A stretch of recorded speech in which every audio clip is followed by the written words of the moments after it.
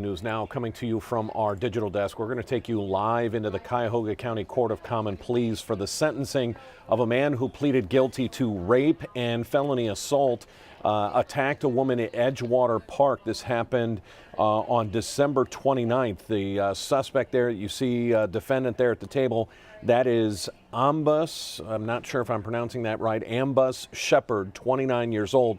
The victim was just 24 that he attacked. That victim was helped by a Good Samaritan and taken to the hospital. Let's take you live into court. Section A1, part of case 641099 was no contact with the victim, and it was agreed that there is non-allied offense of similar import. Now, we went over the sentencing guidelines with that, and I read Reagan-Tokes, but before we go further, the court has received and needs to address a motion to withdraw as counsel. So this is the first matter the court must begin with. So, Mr. Mishevich, if you would please address the motion.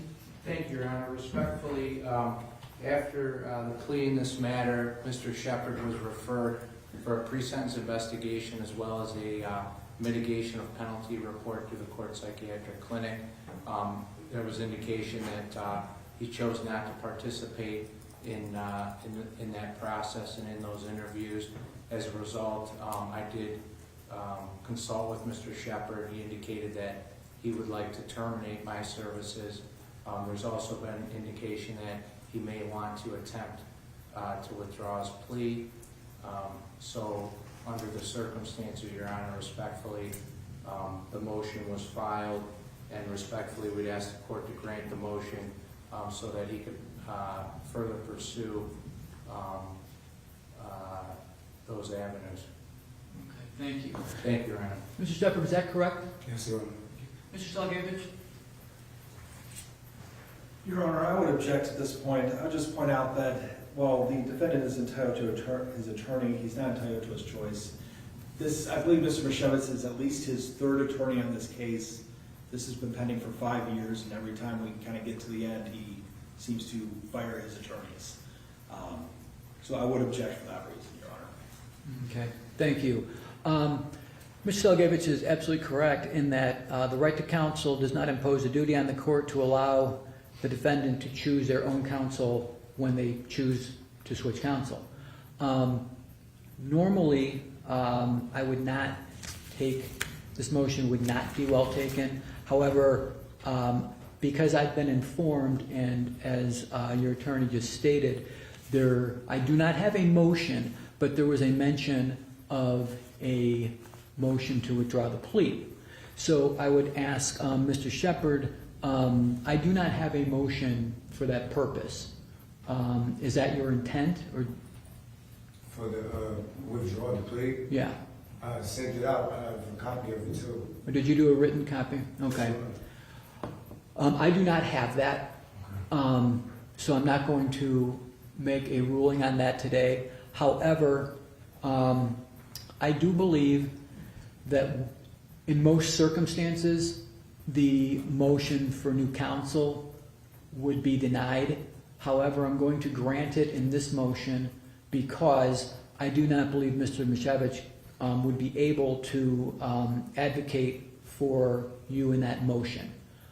So for that reason, I am going to grant the motion for a new attorney.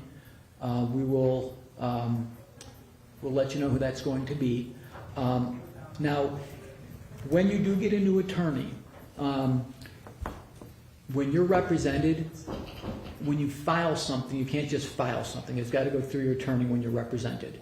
So I'm going to ask you to refile that with your new attorney, and that will be considered. And then we'll take steps after that.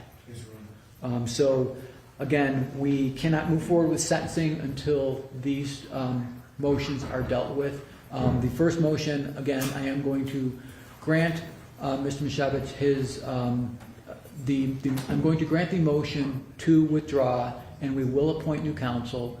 We will then, we'll try to do this as quickly as we can out of respect to the victims who have been waiting for a long time. We'll get you new counsel, we're going to call another hearing, and we will address the motions. Thank you, Your Honor. Okay. Thank you, Your Honor. Thank you. We're adjourning these matters. Dan DeRose with 19 News. As you just heard, this gentleman, this person, the defendant is playing some sort of game that unfortunately or fortunately, because of our legal system, he gets to play. As you heard the state, the prosecutor say this is the third time he has fired his attorney right when it gets to sentencing. He wants to withdraw his guilty plea of rape and felony assault, and he wants a new attorney. The judge there, Kevin Kelly, admitting that while this is inconvenient, especially when it comes to the victim in this case that's been waiting since this attack happened on December 29th of 2019. That's how far back this stretches. That's before COVID hit. And this guy is sitting in the county jail.